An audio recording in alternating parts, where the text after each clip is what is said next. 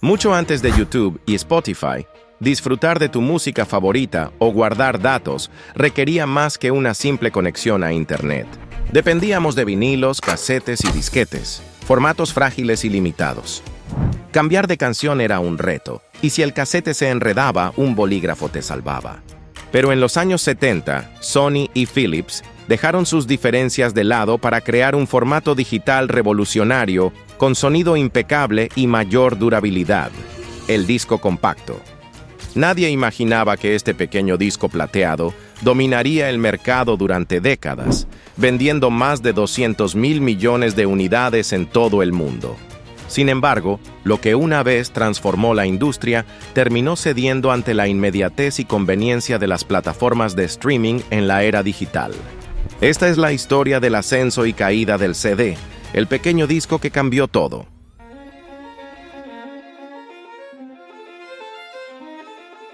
Todo comenzó con una idea simple pero revolucionaria: transformar la manera en que el mundo escuchaba música. En 1888, Emil Berliner, un inventor germano-estadounidense, presentó su gramófono, un dispositivo que, en lugar de los cilindros tradicionales, utilizaba discos planos para grabar y reproducir sonido. El lugar donde se desarrolló el gramófono guarda un significado especial que veremos más adelante. Estos discos, con un diámetro de 12,5 centímetros, eran modestos en apariencia, pero plantaron la semilla de una revolución tecnológica. Lo que parecía un invento práctico para la época, con el tiempo se convertiría en el punto de partida para algo mucho más grande: el desarrollo de formatos de audio cada vez más accesibles, duraderos y de alta calidad. A medida que avanzaba el siglo XX, la industria del sonido continuó evolucionando. En 1913 se presentó el optófono, un dispositivo pionero que usaba luz para grabar y reproducir sonidos. Aunque rudimentario, este invento insinuaba un futuro en el que la luz jugaría un papel esencial en la tecnología de audio. Para 1927, la llegada de las grabaciones eléctricas revolucionó la calidad del sonido, mejorando el rango de frecuencia y facilitando la grabación mediante micrófonos. Sin embargo, incluso con estos avances, la industria enfrentaba desafíos como la Gran Depresión, que hizo colapsar las ventas de discos de 100 millones de copias en su auge a solo 6 millones en 1932. El formato físico continuó evolucionando. En 1948, Columbia Records presentó el LP, Long Play, un disco de vinilo de 30,5 centímetros de diámetro, más duradero y con mayor capacidad que los de goma laca anteriores. Este formato dominó el mercado durante décadas, permitiendo grabar entre 20 y 25 minutos de sonido por cada lado, aunque no estaba exento de problemas. Los discos se rayaban fácilmente y eran voluminosos. Los años 60 trajeron consigo los discos estéreo, que inicialmente ofrecían una calidad de sonido inferior al mono, pero con el tiempo demostraron ser el futuro del audio. Mientras tanto, en Estados Unidos, el inventor James T. Russell ya estaba pensando en el futuro. En 1966, presentó una patente para un sistema de grabación digital en una placa fotosensible. Este fue el punto de partida hacia la digitalización del audio, una tecnología que cambiaría el mundo. En los años 70, la tecnología óptica comenzó a tomar forma. Philips, bajo la dirección de Lou Ottens, inició el desarrollo de un disco óptico que pudiera almacenar audio. Inicialmente, el proyecto se inspiró en el videodisco LaserVision, un disco de 30 centímetros que prometía ser el futuro del entretenimiento visual. Pero LaserVision fracasó, incapaz de conquistar el mercado debido a problemas técnicos y de costo. Fue entonces cuando Ottens decidió redirigir los esfuerzos hacia un disco más pequeño, diseñado exclusivamente para audio. Cas Skohammer-Immink, ingeniero de Philips, se unió al equipo en 1974 y comenzó a trabajar en un sistema que combinara calidad, durabilidad y conveniencia. Paralelamente, Sony también estaba explorando el potencial de los discos digitales. En 1976, la compañía demostró un prototipo de disco óptico con una capacidad de 150 minutos, usando una resolución lineal de 16 bits y una frecuencia de muestreo de 44.056 Hz. Esto mostraba que la tecnología estaba lista, pero faltaba un estándar unificado. Pero en 1979, todo cambió. Philips y Sony decidieron unir fuerzas para desarrollar lo que llamaron el disco compacto. La colaboración entre los ingenieros de ambas compañías, incluidos Iming y Toshitada Doi, dio lugar a avances cruciales. Sony creó el código de corrección de errores, CIRC, mientras que Philips diseñó el código de modulación, EFM, garantizando un balance entre confiabilidad y tiempo de reproducción. Luego se tomó una decisión histórica. El CD tendría un diámetro de 120 milímetros y podría almacenar 74 minutos de música, suficiente para incluir la Novena Sinfonía de Beethoven. Finalmente, el 8 de marzo de 1979, Philips presentó un prototipo de disco óptico de 11.5 centímetros junto con un reproductor compacto a la prensa internacional. Aunque todavía no estaba listo para el mercado, era evidente que el CD cambiaría la forma en que escuchamos música para siempre. En 1980, tras años de desarrollo y colaboración, Sony y Philips presentaron oficialmente el estándar del disco compacto en la conferencia DAD, Digital Audio Disc. Esta presentación, dirigida a los principales actores de la industria, marcó un momento crucial para el futuro del audio digital. Este pequeño disco era un producto cuidadosamente diseñado. Además, el formato fue respaldado por el estándar técnico Red Book, que especificaba audio codificado en 16 bits, una frecuencia de muestreo de 44.1 kHz y una capacidad de almacenamiento que cambiaría para siempre el mundo de la música. El primer testimonio físico de esta innovación fue una grabación de prueba de Eine Alpensymphonie de Richard Strauss, realizada por la Filarmónica de Berlín, bajo la batuta de Herbert von Karajan. Aunque esta grabación fue esencial para los ensayos técnicos, más adelante veremos cuál fue el primer CD producido comercialmente, el cual fue lanzado al público junto con los reproductores de CD. Mientras tanto, la industria musical observaba el desarrollo del CD con una mezcla de escepticismo y curiosidad. En 1981, la BBC presentó el disco compacto al público británico a través de su programa Tomorrow's World. Durante la emisión, se mostró la capacidad del CD para reproducir música, incluyendo el álbum Living Eyes de los Bee Gees, y se realizó una demostración de su supuesta indestructibilidad. Los productores rayaron y doblaron el disco, solo para colocarlo nuevamente en el reproductor y demostrar que aún funcionaba. En abril de 1982, Sony y Philips llevaron el CD a un escenario internacional, presentándolo en la conferencia de la industria musical de Billboard en Grecia. A pesar de los avances tecnológicos, muchos ejecutivos de las discográficas lo recibieron con frialdad, considerándolo una novedad cara y poco práctica. Sin embargo, la verdadera prueba del formato no se dio en las salas de conferencias, sino en las fábricas. En agosto de 1982, Philips inauguró el primer centro de producción de CDs en Hannover, Alemania, no lejos del lugar donde Emil Berliner había creado el primer gramófono casi un siglo antes. El primer CD producido comercialmente en esta planta fue The Visitors de ABBA, un lanzamiento simbólico que reflejaba el potencial de este nuevo formato. El 1 de octubre de 1982, Sony lanzó oficialmente el primer reproductor de CD, el CDP-101, en Japón, junto con el primer álbum disponible comercialmente, 52 and the Street de Billy Joel. Japón se convirtió en el epicentro del debut del CD, con precios que reflejaban la exclusividad del nuevo formato. Un CD costaba 3.800 yenes, aproximadamente $16 estadounidenses en ese momento, y un reproductor costaba entre 165.000 y 250.000 yenes, equivalentes a unos 700 a $1.000 estadounidenses. Para integrarlo en un mercado aún dominado por los vinilos, se introdujo el Longbox, un empaque de 12 pulgadas diseñado para encajar en las estanterías de LP y ofrecer atractivo visual en las tiendas. El disco compacto ya estaba en camino de redefinir la experiencia musical, pero aún quedaban retos por superar. La historia del CD apenas estaba comenzando.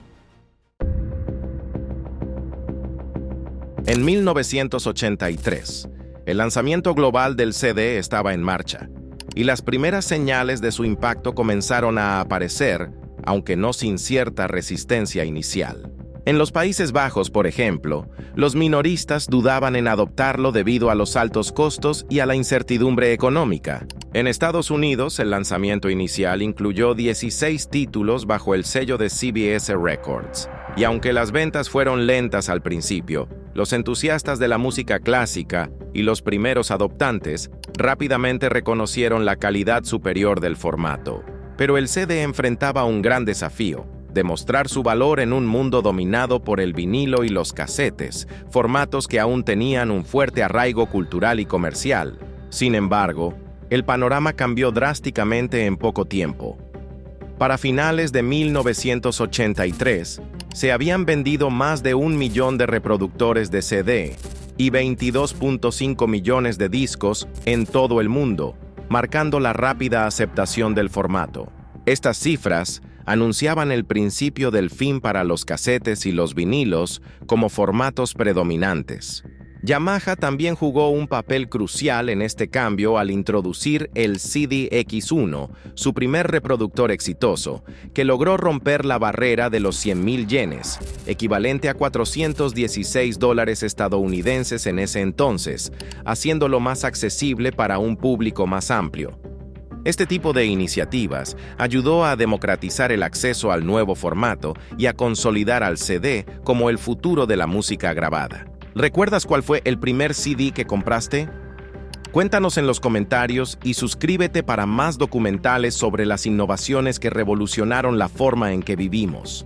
Hacia 1985, algo estaba claro: el CD no era una moda pasajera. Ese año, las ventas de reproductores alcanzaron los 5 millones de unidades, duplicándose al año siguiente. PolyGram, el mayor fabricante de CDs del mundo, produjo 25 millones de discos en 1985, marcando un crecimiento explosivo frente a los 13 millones del año anterior. Dire Straits, con su icónico álbum Brothers in Arms, fue un hito crucial, convirtiéndose en el primer CD en vender más de 1 millón de copias. Este éxito confirmó la viabilidad comercial del formato y lo posicionó como la opción preferida para la música de alta fidelidad. Al mismo tiempo, artistas de renombre comenzaron a adoptar el CD como su formato principal.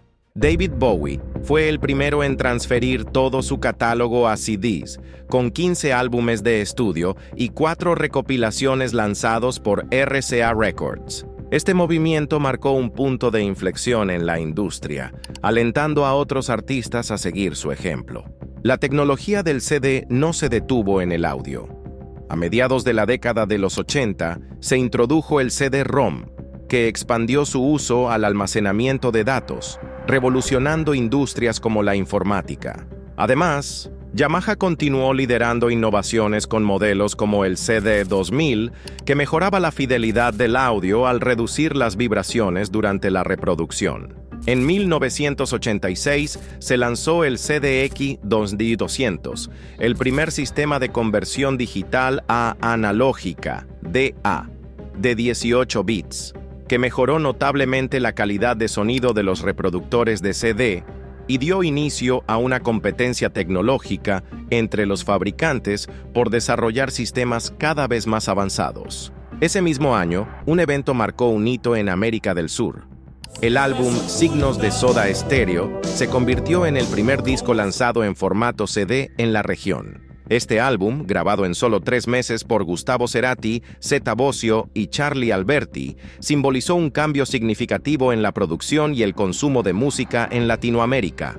La música y las letras de Signos resonaron en toda la región, consolidando el legado de la banda argentina como pionera del rock en español.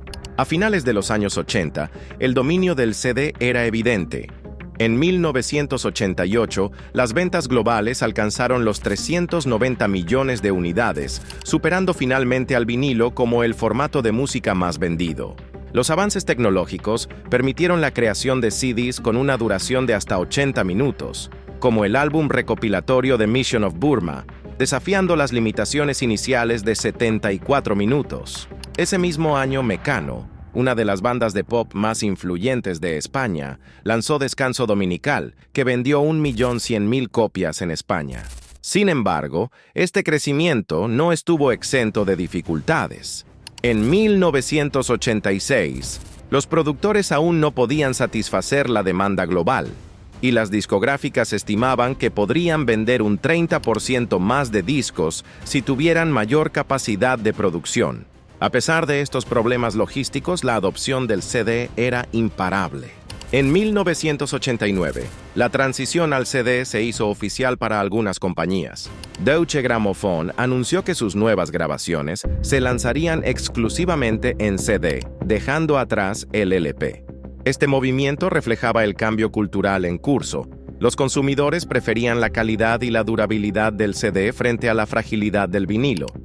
Al final de la década, el CD representaba el 80% del mercado, mientras que el LP había caído a un 12%. En los años 90, el impacto del CD continuó creciendo en América Latina. Para 1990, el CD se había convertido en mucho más que un medio para escuchar música. Su capacidad de almacenamiento de 680 megabytes lo convirtió en una herramienta versátil, utilizada en todo, desde videojuegos hasta sistemas operativos. Más del 25% de hogares en Estados Unidos poseían un reproductor de CD, y las innovaciones seguían llegando, con discos que superaban los 90 minutos de reproducción. Sin embargo, no todo era perfecto. Las preocupaciones ambientales comenzaron a emerger, especialmente en torno al uso del long box, un empaque considerado innecesario y derrochador. En 1991, las ventas de CDs superaron a las de casetes pregrabados en Estados Unidos, consolidando su dominio en el mercado musical y marcando un punto de inflexión en la industria. Las ventas totales de álbumes en CD alcanzaron los 4.300 millones de dólares, representando el 55.4% de los ingresos totales por música grabada ese año. Mientras tanto, las ventas de casetes, que habían dominado durante la década anterior, comenzaron a declinar rápidamente, cayendo de 442 millones en 1990 a cifras marginales en los años posteriores. Sin embargo, no todo fue evolución sin conflictos. Ese mismo año, Sony Music tomó una decisión que cambiaría el mercado: dejar de aceptar devoluciones de CDs abiertos.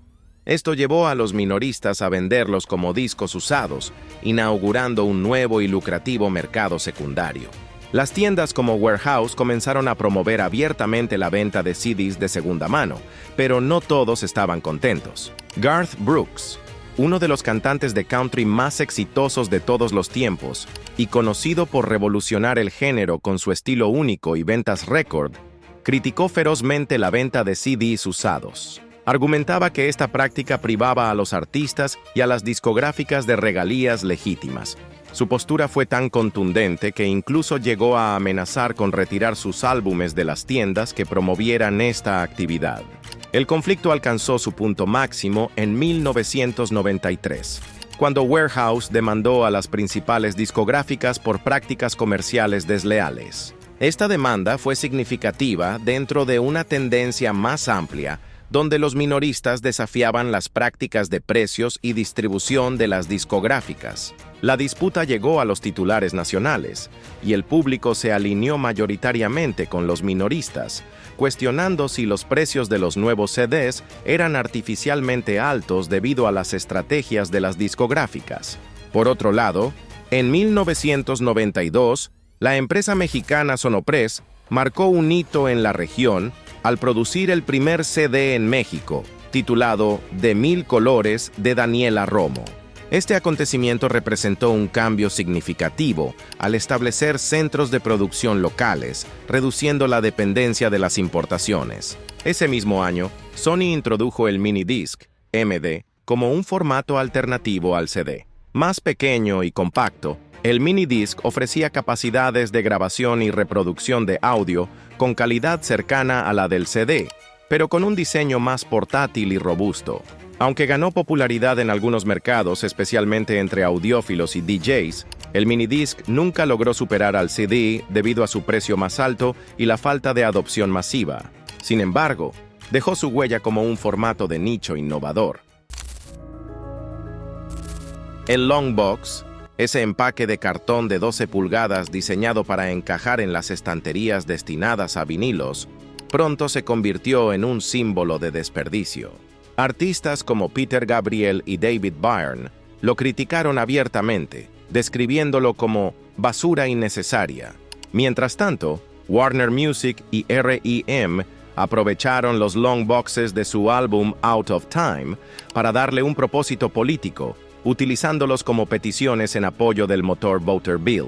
Esta ley, promulgada en 1993, buscaba facilitar el registro de votantes en Estados Unidos al permitir que las personas se inscribieran al mismo tiempo que renovaban su licencia de conducir, promoviendo así una mayor participación democrática. Más de 10.000 cajas firmadas llegaron al Congreso, demostrando que incluso un objeto tan cuestionado podía convertirse en una herramienta de cambio social. Ese mismo año, las críticas hacia los longboxes alcanzaron su punto máximo y fueron eliminados oficialmente. El cambio a estuches de plástico compactos no solo redujo el impacto ambiental, sino que también ahorró millones de dólares a las discográficas. Pero este movimiento no marcó el final de los desafíos para el CD. De hecho, era solo el comienzo. A mediados de los 90, las ventas globales del CD superaron los 2.000 millones de unidades y las discográficas disfrutaban de márgenes de beneficio extraordinarios. Por su parte, los artistas en español también alcanzaron niveles históricos de ventas. En 1996, el álbum Más de Alejandro Sanz se convirtió en el disco más vendido en la historia de España, con 2,2 millones de copias. En 1998, Shakira lanzó ¿Dónde están los ladrones?, un álbum que se convirtió en un éxito masivo y ayudó a popularizar el pop latino a nivel global. Este momento marcó un punto de inflexión para la música latina, consolidando su posición en un mercado que todavía estaba en auge.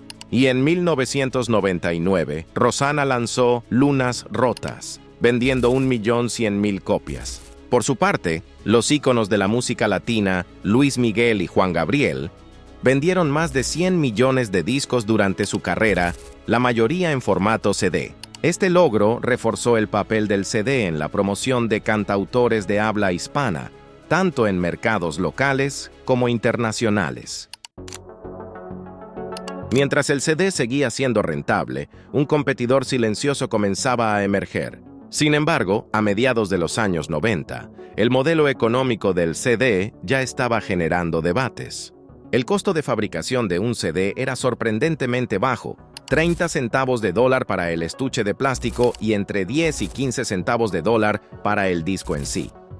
Sin embargo, los precios al por menor promediaban $16.98, de los cuales las discográficas obtenían aproximadamente el 27% del precio de venta. Esta disparidad alimentó el descontento entre los consumidores, especialmente cuando surgieron alternativas digitales más económicas. Por su parte, en 1999, Philips y Sony lanzaron los Super Audio CDs, un formato que ofrecía una fidelidad de audio superior al CD estándar. Aunque técnicamente impresionante, el Super Audio CD no logró atraer un público masivo debido a su precio elevado, la falta de adopción generalizada y la creciente competencia de los formatos digitales como el MP3. Ese mismo año, la plataforma Napster irrumpió en escena, permitiendo a los usuarios compartir archivos de música en formato MP3 de manera gratuita y rápida. Esta nueva tecnología comenzó a erosionar las ventas de CDs, ofreciendo un nivel de accesibilidad que el formato físico no podía igualar. Aunque las ventas globales de CDs alcanzaron un récord de 2.455 millones de unidades en el año 2000, el impacto de Napster y otras plataformas similares ya era evidente. La industria musical respondió con demandas multimillonarias, como el caso IEM Records contra Napster. En esta demanda, las discográficas argumentaron que Napster facilitaba la distribución ilegal de música, causando pérdidas significativas en regalías. Además, artistas como Metallica tomaron acción directa. En abril de 2000, la banda demandó a Napster, alegando que sus canciones estaban siendo compartidas sin autorización. Como resultado, más de 300,000 usuarios fueron eliminados de la plataforma. Se estima que la industria musical perdía alrededor de $4.200 millones anuales debido a la piratería digital durante esta época. A pesar de estos esfuerzos legales, la tecnología digital abrió una puerta que no podía cerrarse. El intercambio de archivos transformó para siempre la forma en que las personas consumían música, obligando a la industria a adaptarse y eventualmente dar paso a plataformas legales de streaming, como iTunes y Spotify, que cambiarían nuevamente las reglas del juego. ¿Te acuerdas cuando prestabas tus CDs y rezabas para que te los devolvieran sin rayones? Muestra tu nostalgia con un me gusta y comparte este momento con quienes también sufrieron pérdidas irreparables. En los primeros años de la década de 2000, la industria discográfica lanzó CDs con protección contra copia en Europa en un intento por combatir la piratería digital. Estos discos estaban diseñados para evitar que los usuarios copiaran música en computadoras, la compartieran en línea o la transfirieran a reproductores MP3. Sin embargo, muchas de estas iniciativas generaron más problemas que soluciones. Las etiquetas de advertencia en los discos eran mínimas y no dejaban claro que su capacidad para ser reproducidos o copiados podría estar restringida. Los compradores comenzaron a reportar problemas de reproducción en computadoras y reproductores de DVD. En Europa, Sony Music lanzó alrededor de 70 títulos con protección etiquetados como "No se reproducirá en PC Mac". Muchos se sintieron frustrados al no poder hacer copias personales legítimas. Fabricantes como Sony Electronics y Philips, co-creadores del CD, se opusieron públicamente al uso del logotipo oficial del CD en estos discos protegidos, argumentando que no cumplían con los estándares técnicos y perjudicaban la reputación del formato. Empresas como Sonic Blue, creadoras del reproductor MP3 Rio, también criticaron las medidas de protección, señalando que podían desarrollar software para copias legales de música, pero estaban bloqueados por la ley de derechos de autor. Mientras tanto, algunas discográficas intentaron compensar las restricciones de los CDs protegidos, ofreciendo extras como videos musicales y notas del álbum. Sin embargo, el daño ya estaba hecho. Para muchos, estas restricciones eran un recordatorio de que la industria musical estaba luchando por mantener el control en una era de creciente libertad digital.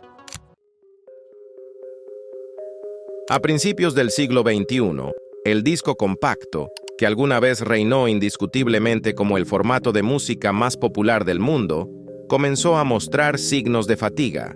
En 2001, Apple presentó iTunes, una tienda de música digital que permitió a los consumidores comprar canciones individuales en lugar de álbumes completos. Esto marcó un cambio significativo en la forma en que la gente consumía música. Para muchos consumidores, el acceso instantáneo y gratuito a miles de canciones era más atractivo que pagar por un CD físico. Varios años más tarde, en 2008, Spotify irrumpió en el mercado, ofreciendo música ilimitada por una suscripción mensual, una propuesta que aceleró el declive del CD. Este formato, que alguna vez simbolizó la modernidad, ahora parecía anticuado frente a las nuevas opciones digitales. Para 2010, el streaming y las descargas digitales ya dominaban el mercado musical. Las ventas de CDs cayeron rápidamente, perdiendo 10 millones de unidades anuales desde 2008. Para 2015, los ingresos por música digital superaron los ingresos generados por los CDs a nivel global, consolidando el declive del formato físico. Ese mismo año, en enero, el CD fue votado como la innovación más valiosa de Philips por el público y los empleados de Philips Research. un reconocimiento a su impacto tecnológico y cultural. En 2021, ocurrió algo inesperado. Por primera vez desde 2004, las ventas de CDs en Estados Unidos aumentaron, impulsadas por un renovado interés entre los jóvenes. Ediciones especiales, reediciones de álbumes clásicos y el deseo de poseer música en un formato tangible contribuyeron a este repunte. Este resurgimiento reflejó cómo el CD, aunque desplazado en gran medida por el streaming, todavía mantenía un lugar especial entre los consumidores.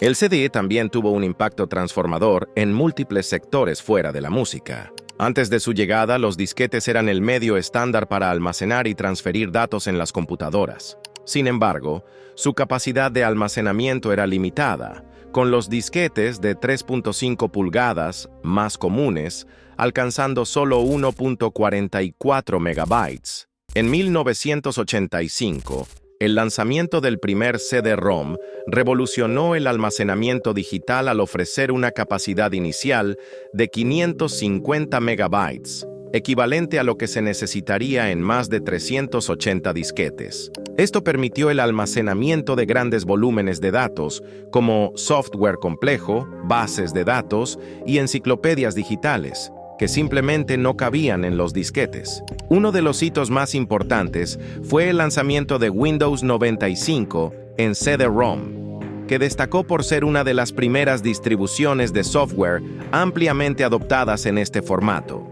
Adicionalmente, la llegada de las enciclopedias en CD-ROM transformó el acceso al conocimiento. Encarta, lanzada por Microsoft en 1993, fue pionera al ofrecer un compendio interactivo de información que superaba las limitaciones de los volúmenes impresos. Esto marcó un cambio en cómo las personas consultaban referencias, haciendo del CD una herramienta educativa clave. Su capacidad superior y durabilidad lo convirtieron rápidamente en una herramienta indispensable para el sector informático, marcando el comienzo de una nueva era en la distribución de datos digitales y desplazando gradualmente a los disquetes como el medio preferido.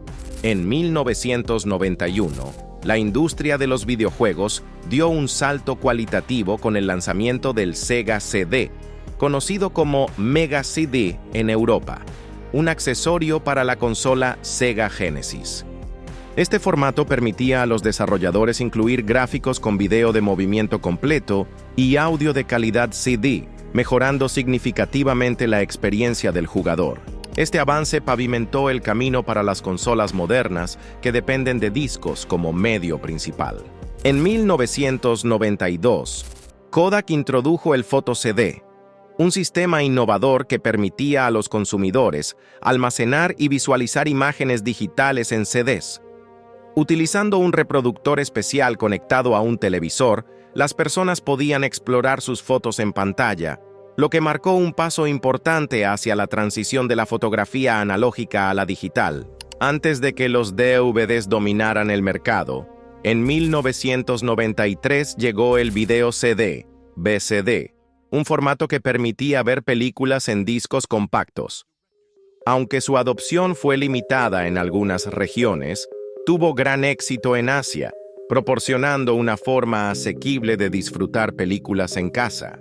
A mediados de los años 90, las grabadoras o quemadoras de CD, CD burners, democratizaron aún más el uso de los discos compactos. Ahora, los usuarios podían crear sus propios CDs para música, datos o incluso películas. Software como Nero Burning ROM, Roxio Easy CD Creator y el más accesible Windows Media Player se convirtieron en herramientas esenciales para los entusiastas de la tecnología. Esta capacidad permitió a las personas personalizar sus bibliotecas digitales y realizar copias de seguridad de sus datos, dando lugar a una nueva era de accesibilidad digital. El lanzamiento de los CD-RW, CD Rewritable, en 1997, marcó otro gran avance. A diferencia de los CDR tradicionales, que solo permitían grabar información una vez, los CDR-W podían ser borrados y reutilizados varias veces. Aunque estos discos tenían una capacidad algo menor y eran menos duraderos que sus predecesores, resultaron muy útiles para usuarios que necesitaban un almacenamiento temporal o frecuentemente actualizable. A finales de los años 90, los reproductores de CD se convirtieron en una característica estándar en los automóviles, desplazando a los casetes con su calidad de sonido superior y facilidad de uso. Algunos vehículos incluso incluían cambiadores de discos que podían almacenar varios CDs, permitiendo horas de música continua sin necesidad de cambiar manualmente los discos. Sin embargo, los primeros modelos presentaban un inconveniente. Las pistas solían saltar al conducir por calles irregulares, algo que con el tiempo se solucionó con reproductores más avanzados y resistentes a las vibraciones. A lo largo de su historia, el CD no solo revolucionó la industria musical, sino que transformó sectores como la informática, la educación, los videojuegos, la salud y el entretenimiento. Con más de 200.000 millones de unidades vendidas, su impacto cultural y tecnológico es innegable. Si todos los CDs vendidos se apilaran uno sobre otro, podrían dar la vuelta a la Tierra 6 veces. Más allá de las cifras, el CD democratizó la música digital, estableció estándares de calidad de audio y se convirtió en un puente entre la era analógica y la digital. Y una cosa es segura, la historia del CD aún no ha terminado. Si esta historia te hizo revivir aquellos momentos mágicos de abrir un CD nuevo, sentir su aroma y leer el booklet mientras escuchabas tu álbum favorito, compártela con quienes vivieron contigo la revolución del audio digital. Suscríbete para no perderte más historias impresionantes de innovaciones y riqueza.